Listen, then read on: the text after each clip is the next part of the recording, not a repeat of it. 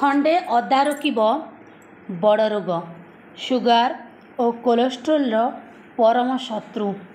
नमस्कार, जय जगन्नाथ। दिन रे थरे खातु खंडे अदा, जीवन सारा पाई कोलेस्ट्रोल और सुगार रु मुक्ति मिलिबो। प्राय प्रत्येक घर रोषेई घरे अदा व्यवहार करा जाए। अदा औषधीय गुण रे परिपूर्ण। एहार नियमित व्यवहार मौसुमी समय रे अनेक समस्या मुक्ति देई थाए। मौसुमी ऋतु आरंभ होईची, तेणु निश्चित भाव में आपणक रोषेई घरे अदा रखंतु। एथिरे आंटी बैक्टेरियल गुण अछि जहाँ आपणकु ज्वर, ठंडा, काशरु रक्षा करि थाए। एथिरे आंटी फंगल गुण मध्य थाए जहाँ फंगल चर्म संक्रमण आशंका ह्रास करि थाए। एविडेंस आधारित सप्लीमेंटारी एवं विकल्प मेडिसिन जर्नाल रे प्रकाशित एक अध्ययन अनुजाई अदा रक्त रे शर्करा नियंत्रणकारी प्रणाली अछि।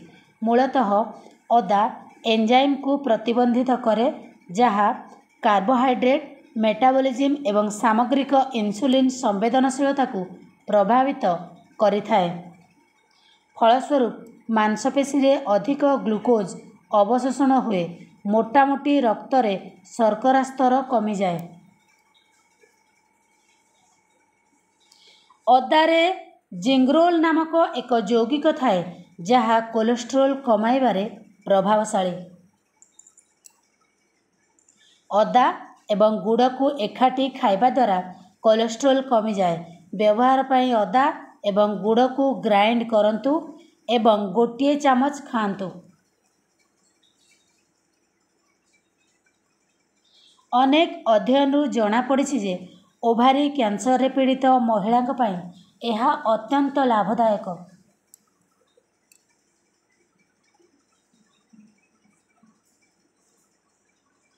ऋतुस्राव पाई महिला माने एहार चा पीबा उचित। यह जंत्रणारू अनेक आराम प्रदान करिथाए।